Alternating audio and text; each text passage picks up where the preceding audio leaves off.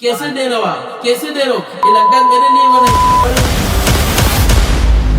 आपको उसमें सफलता 100% आपको प्राप्त होगी। और सोने के अंदर सुगंध पैदा करना। जय माता दी, ओम शांति, जय महाकाल जी। ये कोई अपनी कुल देवी नहीं बोल पूछता हाँ। तो उसको क्या हानि होगी? उसने कितना भी कर्म कर लिया हो और कुल देवी को नहीं पूजा हो, ऐसे कपड़े पहनकर, उन रंगों के कपड़े पहनकर आप साधना करना चाहते हो? नमस्कार दोस्तों, Atharva TV the power of book podcast में आप सभी का स्वागत है। आज हमारे बीच में ओम काली गुरु नकुल जी शर्मा, जो कि मध्य प्रदेश महाकाल की नगरी उज्जैन से पधारे हैं। महाराज जी, आपका बहुत बहुत स्वागत है हमारे। जय माता दी, ओम काली, जय महाकाल। जय महाराज जी, शारदीय नवरात्रि में साधना कब से हो रही है और ये कितने युगों से पूजे आ रही है नवरात्रि? ऐसे वर्ष में 4 नवरात्रि आती है। जो चारों नवरात्रि आती है वो अलग अलग प्रकार से पूजन पाठ साधना की जाती है, पर जो शारदीय नवरात्रि आ रही है वो अनंत काल से चल रही है। भगवान राम जी ने भी इनको पूजा, है ना। उनके जो कुल है, उसके वंश है, उन्होंने उनको पूजा, है ना। भगवान जो रावण है, उन्होंने भी उसको, माता भगवती को पूजा। और अनंत काल से ये माता जी की जो शारदीय नवरात्रि का जो कर्म है, पूजन है, पाठ है, वो अनंत काल से चलता आ रहा है। युगो युगो से माता जी को युगो से। महाराज जी, जैसे अपने घरों में गणेश चतुर्थी पे घर घर गणेश जी की स्थापना होती है जी। तो आसान तरीके से घट स्थापना घर में कैसे करें, क्या उसके आसान विधि है? हाँ, इसके बारे में ये आपने अच्छा प्रश्न पूछा। आजकल क्या है कि लोग उन पूजन के कर्म में भटके हुए हैं कि पूजन को कैसे करें, और सब अलग अलग प्रकार से इस पूजन कर्म को बताते हैं। पर जो शास्त्र में लिखा है, जो प्रमाणित है, वो ऐसा है कि जब नवरात्रि आती है, माता जी की पूजन अपने घर में नवरात्रि आने से पहले अपने जो भवन है, मकान है, उसमें साफ सफाई होना चाहिए सब प्रथम। दूसरी बात, जब जब माता जी का ज्योत जलती है, माता जी की जब पूजन रहेगी, वहां पर आप घट स्थापना करते हुए माता जी का अभिषेक पूजन करते हुए, है ना, और अखंड ज्योत जलाकर माता जी की सेवा, पूजा, अर्चना, ये आप 9 दिवस तक वहां पर प्रतिदिन सुबह शाम आरती उतार कर उस पूजन कर्मों को नवरात्रि में आप कर सकते हो। और इस बार जो नवरात्रि, शारदीय नवरात्रि आने वाली है, यह सर्वश्रेष्ठ है, क्योंकि जो नवरात्रि है ये माता जी की इस बार ना 8 दिन की है और नहीं 9 दिन की। इस बार तो नवरात्रि है माता जी की, वो है 10 दिवसीय। कितने दिवसीय? 10 दिवसीय। और 11वें दिवस में रावण का दह संस्कार, जो कर्म जो अनंत काल से चलता आ रहा है, वो होता है। पर इस बार जो माता जी है वो हाथी पे सवार होकर पधारने वाले हैं, और उनकी पूजन अर्चन करने से जो जिसकी भी जो मनोकामना होती है वो सफलता पूर्वक पूरी होगी। तो माता जी 22 तारीख को आ रहे हैं, 22 नवंबर, 22 ऐसा कुछ मुहूर्त? हाँ, 22 सितंबर से लगाकर तो 1 सितंबर तक नवरात्रि चलेगी, और 2 तारीख को दशहरा और रावण दह संस्कार कर्म किया था। महाराज जी, आपने देखा होगा जैसे कि अभी गरबे हो रहे हैं, बड़े बड़े पंडाल लगते और बहुत भव्य तरीके से गरबे हो रहे हैं जी। अभी के जो युवा है कर रहे हैं। तो ये गरबे आज के समय में जैसे हो रहे थे, ये पहले भी ऐसे ही होते थे या पहले कुछ और था, या कब से गरबे होने लगे?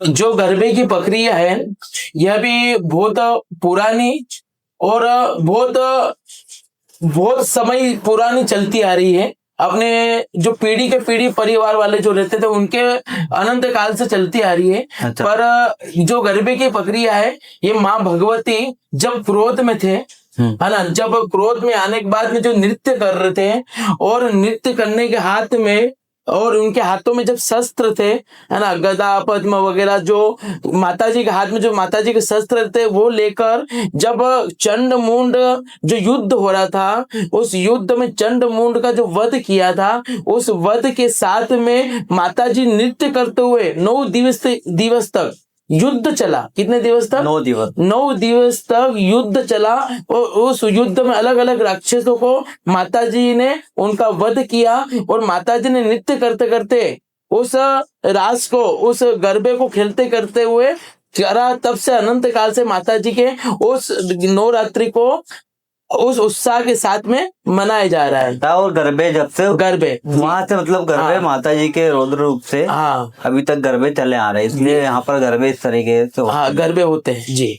बहुत बड़ी महाराज जी, अभी जैसे कि आज के समय में आपने देखा भी होगा कि कई लोगों को अपनी कुल देवी पता ही नहीं। जी जी हाँ, ये आपने बहुत और अच्छा। अगर मान लीजिए कोई अपनी कुल देवी नहीं बोल पूछता है हाँ। तो उसको क्या हानि होगी, और जिसको अपनी कुल देवी नहीं पता है हाँ, तो वो कौन सी माता को पूजे?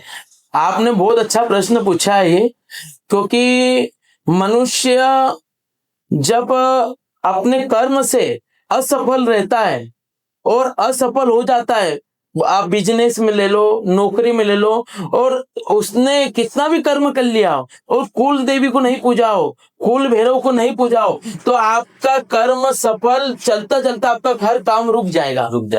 तो जो कुल देवी नहीं पूजते हैं, जिसने कुल देवी को देखा ही नहीं कि हमारी कुल देवी कहाँ है और कुल देवी के पूजन कैसे होते हैं, तो कुल देवी को पूजना सर्वश्रेष्ठ और बहुत अच्छा माना गया है, क्योंकि कुल देवी पूजने से आपके घर में जो संकट चल रहा है वो दूर हो जाएगा। जो पूजन करोगे, है ना, उससे आपके भविष्य के वंश में जो बालक बालिका है उनके लिए उद्धार की प्रक्रिया चलेगी, परिवार में एकता रहेगी, आप जो भी व्यापार बिजनेस करते हो उसमें उन्नति मिलेगी। और कुल देवी नहीं पूजते हो तो आपका चलता चलता काम अटक जाएगा, नौकरी में हानि हो जाएगी, चलता चलता बिजनेस रुक जाएगा, आप जो भी कार्य कर रहे हो अटक जाएगा, घर में लड़ाई झगड़े चिड़चिड़ापन रहेगा इस कर्म से। और जिसको नहीं पता कि हमारी कुल देवी क्या है, तो आप माँ भगवती, चामुंडा माता, दुर्गा और अलग स्वरूप माता जी के स्वरूप को अपनी कुल देवी मानते हुए आप उनकी पूजन आराधना कर सकते हो। और जिसको नहीं पता हो कि नवरात्रि में किस दिन हमको पूजना चाहिए, तो किसी को नवरात्रि में कुल देवी कब पूजना चाहिए नहीं पता हो, तो आप दुर्गा अष्टमी या नवमी, उन दोनों दिन में कोई दिन सर्वश्रेष्ठ लेकर उनकी पूजन पाठ धूप नैवेद्य करते हुए आप उनकी पूजन कर सकते हैं, तब जाकर आपको अच्छा सफलता और व्यापार बिजनेस में अच्छा लाभ मिलेगा। बहुत बड़े महाराज जी। महाराज जी, आप भी माँ काली के उपासक हैं जी। तो माँ काली का ऐसे नवरात्रि में ऐसा कोई विशेष क्रिया या कुछ अपन ऐसा कोई विशेष पूजा जो माँ काली को करें, उसकी कोई ऐसा बताएं आप थोड़ा सा। हाँ, जैसे नवरात्रि आने वाली है, तो नवरात्रि में प्रतिदिन अलग अलग, नवरात्रि में 9 दिन तक अलग अलग माँ का स्वरूप रहता है। क्या रहता है? माँ का स्वरूप रहता है, और माँ अलग अलग दिन में अलग अलग स्वरूप आती है। पर यहाँ पर नवरात्रि में माँ के साथ में आप अपने इष्ट को भी भज सकते हो। आप जिसको भी इष्ट मानते हो उनका भी पूजन अर्चन 9 दिवस तक साधना आप कर सकते हो।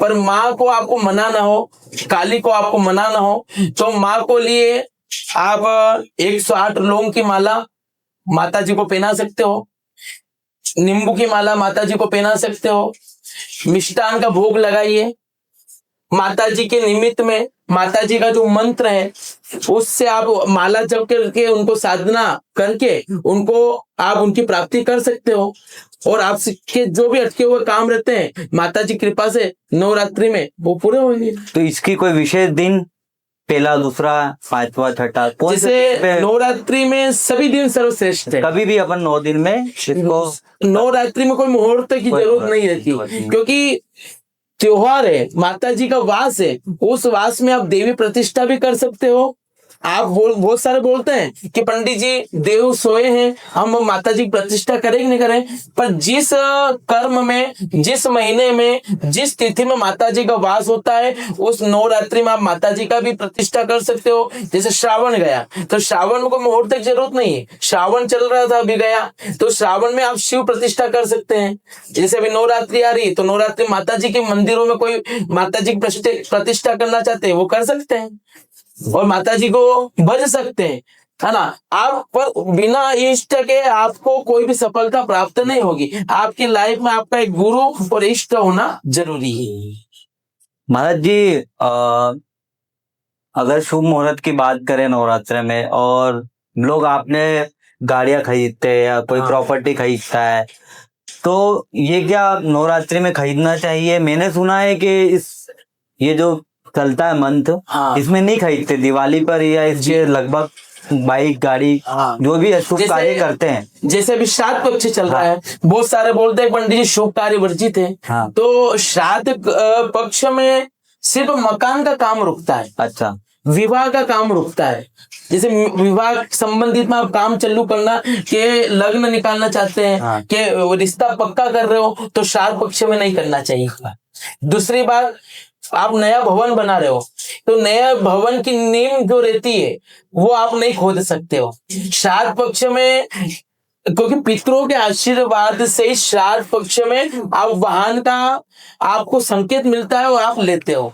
और श्राद्ध पक्ष में वाहन वगैरह में कोई दिक्कत नहीं है, इसमें भी आप ले सकते हो, नवरात्रि में भी ले सकते हो, पर विशेष करके पंचमी के बाद में नवमी के बीच में आप कभी भी वाहन ले सकते हो। उसका लाभ अलग होता है, उसका लाभ आपको प्राप्त होगा और उसमें किसी प्रकार कोई दिक्कत नहीं रहेगी। जी महाराज जी, माता जी के 9 नाम होते हैं जी, तो 9 कलर भी है, तो हाँ। मतलब कौन सा वार पे या कौन से पहले दिन पे कौन से कपड़े के रंग पहनना चाहिए?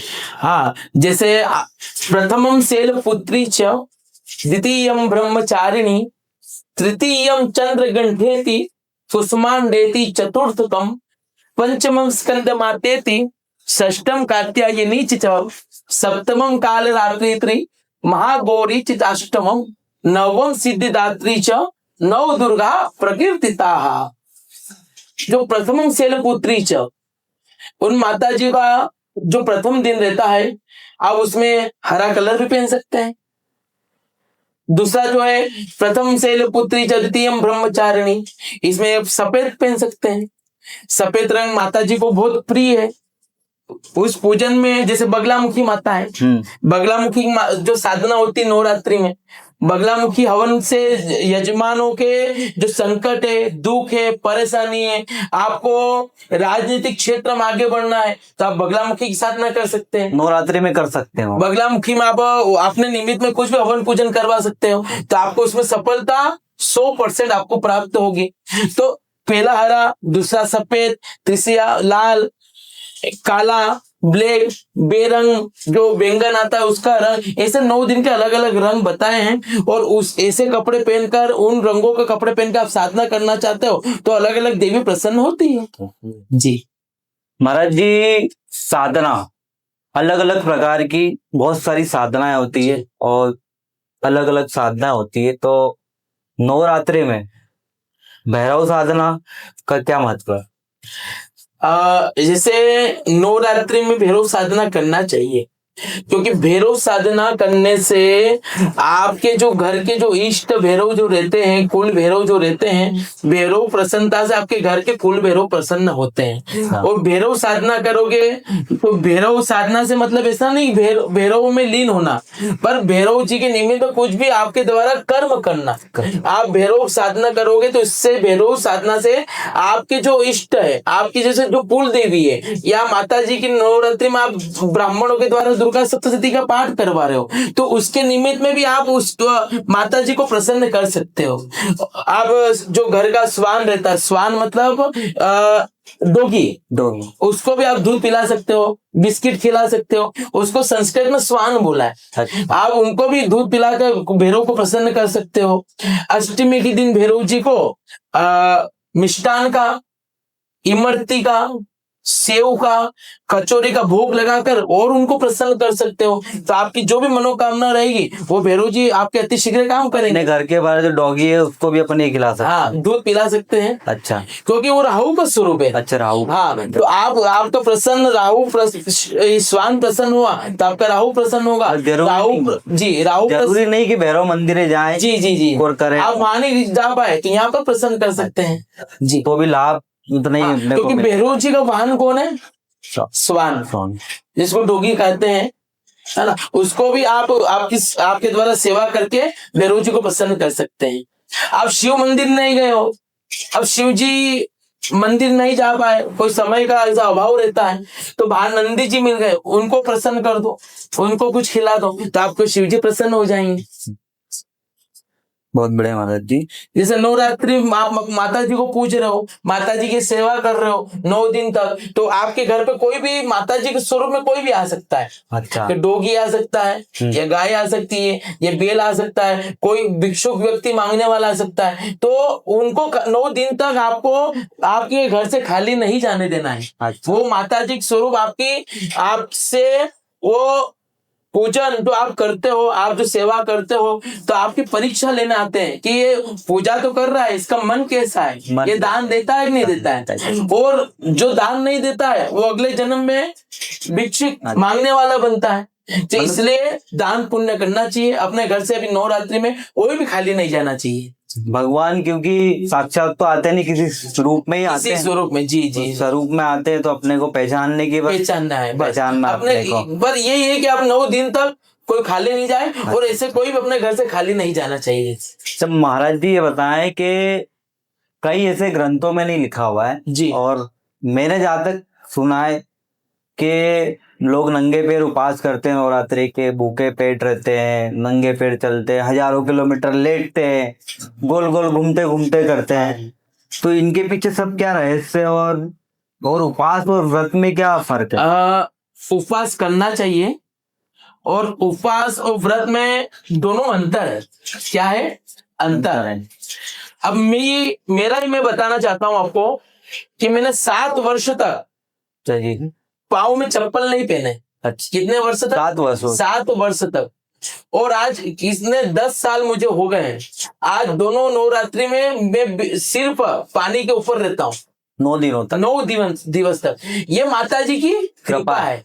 आप किसी कर्म को साध लेते हो, आप जिस कर्म को एक पा लेते हो कि अपन को ये करना है, तो माता जी पहले दिन परीक्षा लेंगे, आपको इतनी भूख लगाएंगे कि आप कहेंगे नहीं यार मैं तो कुछ खाना चाहता हूँ। पर माता जी की ऐसी आपके ऊपर कृपा रहेगी, ऐसी आपका ऊपर आशीर्वाद रहेगा कि 9 दिवस तक, 10 दिवस तक आपको किसी प्रकार की कोई भूख, किसी प्रकार का कोई भी ऐसा मन में, या कोई मन में आपको किसी प्रकार की कोई दिक्कत है ना, कोई कमजोरी, या आपको कुछ भी नहीं दिखेगी। और मैं आज भी लगातार उपवास कर रहा हूँ। 7 वर्ष का संकल्प था, पादुका अपन ने पहनी, पर आज भी अपन नवरात्रि में 9 दिवस तक, दोनों नवरात्रि चैत्र और शारदी, इसमें माता जी की भक्ति करते हैं, और इसमें अपने से जो बनता है वो पूजन पाठ वगैरह अपन करते हैं, काली की साधना करते हैं, है ना। और इसके साथ में आप जैसे व्रत और उपवास, व्रत में लोग, हाँ, मतलब व्रत को भी व्रत में भी खाएंगे पिएंगे, उपवास में भी खाएंगे पिएंगे, सब करेंगे। तो ये दोनों अलग अलग है, क्या नियम रखना चाहिए? व्रत का मतलब होता है एक तय भोजन प्राप्त करना, और उपवास का मतलब होता है फूलहार। आप फल लेकर भी आप उपवास कर सकते हैं, और उसमें एक टाइम नमक खा सकते हैं। पर व्रत जो है आप उसमें फरियाल भी कर सकते हो, शाम को भोजन भी कर सकते हो। अच्छा। और उपवास में सिर्फ आपको अल्पाहार जो सिर्फ अल्पाहार लेकर आपको निद्रा नहीं आवे, और आप जिस साधना को कर रहे हो हल्का भोजन। और ऐसे भी शास्त्र में बताया है, रिसर्च किया इसमें कि पहले एकादशी के ऊपर भी सवाल उठे थे कि एकादशी करने से क्या होता है, पर वैज्ञानिकों ने रिसर्च किया कि 15 दिन तक जब कोई भी इंसान भोजन करता है तो एक दिन उसको किसी भी प्रकार का उपवास व्रत करना चाहिए, जिससे अपनी जो अग्नि जो रहती है वो संतुष्ट रहे, उसको शांति मिले, और आप किसी प्रकार से किसी भी बीमारी से आप बच सकते हैं, और आप हमेशा स्वास्थ्य के साथ में अच्छे से रह सकते हैं। महाराज जी, नवरात्रि में धन जैसे आप जानते हैं कि आजकल समय में व्यक्ति को धन भी चाहिए, जी जी। तो धन हो गया, स्वास्थ्य हो गया, बीमारियां हो गई, हाँ, संपत्ति पाने, इन सब को पाने के लिए कोई ऐसा सटीक उपाय बताए जो व्यक्ति आसानी से करके इन सब चीजों का आनंद ले सके, लाभ मिल सके लाभ उससे। बहुत अच्छा प्रश्न पूछा। बहुत सारे हमारे यजमान लोग रहते हैं और बहुत सारे हैं जिसका चलता चलता काम, चलता चलता व्यापार बंद हो जाता है। अभी कुछ वर्षों के पहले जो एक कोरोना काल गया, उस कोरोना काल में ऐसे ऐसी बीमारी, भयंकर बीमारी चली थी जिससे लोगों की पैसे से लगाकर स्वास्थ्य से लेकर अभी तक उनकी परेशानी चल रही है। तो मेरा ये कहना कि धन संबंधित में आप अपने द्वारा कुबेर साधना भी कर सकते हैं नवरात्रि में। अच्छा। हमारे द्वारा कुबेर पोटली सिद्ध की जाती है, यंत्र सिद्ध किए जाते हैं। आप उनको भी पाकर अपने घर में सुख शांति, लक्ष्मी की बरकत कर सकते हैं। लक्ष्मी प्राप्ति के लिए आप जैसे अभी नवरात्रि में साधना कर रहे हो, तो लक्ष्मी की प्राप्ति के लिए आप माता जी को, भगवती को अनार का भोग लगा सकते हैं। माता जी, अनार और गन्ना, इससे आपको लक्ष्मी की प्राप्ति होगी। आपकी आती हुई लक्ष्मी जो अटक जाती है, क्या पैसे आ रहे हैं, अटक जाती है, अपन को पता नहीं रहता, वो लक्ष्मी भी आपके पास आएगी। अब स्वास्थ्य है, तो स्वास्थ्य के लिए जैसे नवरात्रि चल रही है, तो माता जी को डाब के पानी से, किसके पानी से? डाब क्या होता है? डाब मतलब कुशा का जो जल रहता है, जो पितरों के कर्म में काम आती है। अच्छा। उस कुशा के जल से माता जी का अपन 9 दिवस का अभिषेक करें, सरसों के तेल से अभिषेक करें माता जी। उनका पुष्प, फल फ्रूट, चावल, अन्न वगैरह उनसे उनका अर्चन करें, बिल पत्र, है ना, उनसे अर्चन करने से जो घर में स्वास्थ्य ठीक नहीं है ना, कमजोरी पैदा होती है, विद्या क्षेत्र में आगे नहीं बढ़ पा रहे हैं, है ना, विद्या अध्ययन में किसी प्रकार को दिमाग ही नहीं लग रहा है ना, काम करने का बोलो काम नहीं कर रहा है, तो उसके माताजी के पूजन से, अर्चन से, सेवा से उनका जो एक लाइन रहती है जिंदगी की, वो लाइन खुल जाएगी और उनका सब प्रकार से लक्ष्मी की प्राप्ति भी हो जाएगी, स्वास्थ्य भी ठीक रहेगा और उनका कर्म हमेशा चलता रहेगा। और वो एकदम बोलेंगे कि यार इस कर्म से अपना सब कर्म चलने लगा। कोई विशेष संपत्ति पाना चाहता हो तो उसके लिए क्या उपाय करे वो व्यक्ति? इसमें कनक धारा के पाठ करवा सकते हैं। लक्ष्मी प्राप्ति करवाना हो तो आप इसमें शेष सूक्त, कनक धारा के पाठ करवा सकते हैं। और लक्ष्मी हर इंसान के पास स्थिर नहीं रहती है, चलित रहती है। लक्ष्मी को अपन नहीं बांध सकते। और लक्ष्मी कि जब तक आपके घर में कृपा रहेगी, बहुत सारे बोलते हैं पंडित जी हमारे घर में लक्ष्मी नहीं टिकती है, पर मेरा ये कहना कि आज भगवान ने अपन को 1000 रुपए दिए, उसमें से आप 1 रुपया गौ माता या किसी भी इसमें जरूरतमंदों के लिए 1 रुपया आप निकाल दीजिए। मैं कह रहा हूँ कि आपके पास वो 1000 रुपए कमाए ना, तो 999 रुपए आपके पास बचेंगे और अच्छे खर्च में, अच्छे धर्म के कार्य में खर्च होंगे, परिवार के लिए खर्च होंगे। और आपने नहीं निकाला तो स्वास्थ्य में, बीमारी में, अस्पताल में देते रहना। और आप कुछ भी कर रहे हो, पैसा लाखों कमा रहे हो, उसमें से आप 10 निकाल दीजिए, आपका कर्म चलता रहेगा और उस कर्म के हिसाब से आपकी लाइफ बहुत आगे बढ़ जाएगी, आपको पता ही चलेगा।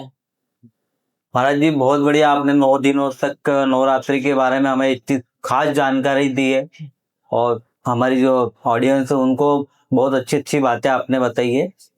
जाते जाते एक सवाल आपसे आखिरी मेरा और है कि 9 दिन नवरात्रि के माता जी के तो हो ही गए जी, 10वें दिन दशहरा बनता है जी। तो दशहरे पे रावण का दहन होता है, तो जैसे आम व्यक्ति की एक अंतिम इच्छा होती हुई जी, तो रावण की भी कोई ऐसी अंतिम इच्छा रही होगी जो राम जी से पूछी? या जैसे मनुष्य की बहुत सारी अंतिम इच्छा रहती है, ऐसे रावण की भी एक अंतिम इच्छा थी। ऐसे इच्छा तो बहुत सारी थी, पर उन इच्छाओं में से सर्वश्रेष्ठ इच्छा थी, सर्वश्रेष्ठ इच्छा रावण की थी कि उनको, रावण को, दशानन को, जो महाराज जी थे, उनको सोने से बहुत प्रेम था। रावण को सोने से इतना इतना प्रेम था, सोने की लंका बनाई लंका थी। अच्छा। तभी उन्होंने लंका से सोने से बनाई, और सोने से उन्होंने नहीं बनाई, ये पार्वती मैया को कहने पर शिवजी ने उनके लिए बनाई।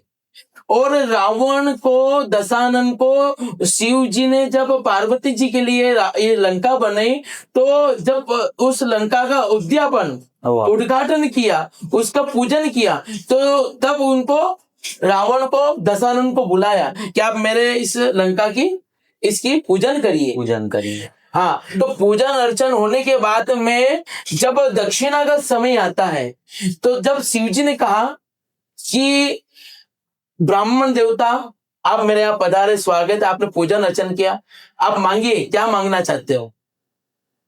दशानन ने कहा कि आपने जो ये लंका बनाई है, ये जो महल बनाया, वही मुझे चाहिए। हाँ, तब पार्वती जी जो थे वो रुष्ट हो गए, और आपने मेरे लिए बनाई लंका, हाँ, रावण को कैसे दे रहे हो आप, कैसे दे रहे हो, ये लंका मेरे लिए बनाई। पर उन्होंने, शिवजी ने क्या कहा कि ब्राह्मण के मुख से, ब्राह्मण से मुखम आसीत, जो ब्राह्मण ने जो कह दिया, ब्राह्मण ने जो बोल दिया। अब मैंने पूछा कि आपको क्या चाहिए, उन्होंने कहा मुझे लंका चाहिए, वही लंका उन्होंने ब्राह्मण देवता ने मांगी, तो मुझे देना पड़ेगी। तब जाकर शिव जी ने दक्षिणा के स्वरूप में वो लंका उनको भेंट कर दी। तब जाकर जब पार्वती जी आज भी रुष्ट थे, उन्होंने उस समय तक, बहुत समय तक रुष्ट चलते रहे। जब हनुमान जी आए थे सीता मैया की खोज करते हुए, तो उन्होंने हनुमान जी की पूंछ पर पार्वती मैया बैठ गए अग्नि के स्वरूप, और पूरी लंका को विध्वंस से जला दिया। ऐसा रावण की बहुत सारी इच्छा थी। सोने में सुगंध पैदा करना, मतलब जहां भी सोना रहेगा, उस सुगंध से मैं खोज करके इस पृथ्वी से स्वर्ण की सीढ़ी स्वर्ग तक बनाऊं। रावण की ऐसी इच्छा थी कि स्वर्ग, सोने की सीढ़ियां स्वर्ग तक बनाने चाह रहे थे, और सोने के अंदर सुगंध पैदा करना। और तीसरी चीज ये थी कि आलस्य जो इनके जो शरीर में था, वो आलस्य किसी के अंदर नहीं आए। ऐसी बहुत सारी इच्छा थी, अलग अलग शास्त्र में, अलग अलग ग्रंथ में अलग अलग बताए हैं, पर जो मेन उपाय है, मेन जो इनकी इच्छा थी, ये थी। और उन्होंने कहा कि अहंकार नहीं करना चाहिए, कोई भी बलशाली हो सकता है, कोई भी शक्तिमान हो सकता है, अपने जो शक्ति है उसके ऊपर आप घमंड ना करें, और हमेशा जो राम धर्म चलता है उसकी, उनके साथ में आप चलते रहिए। बहुत बहुत धन्यवाद महाराज जी, आपका बहुत अच्छा लगे हमें आपके साथ बता के। चलिए दोस्तों, अगले पॉडकास्ट में फिर हम आपसे मुलाकात करेंगे एक नए एपिसोड के साथ, एक नई बात को लेकर।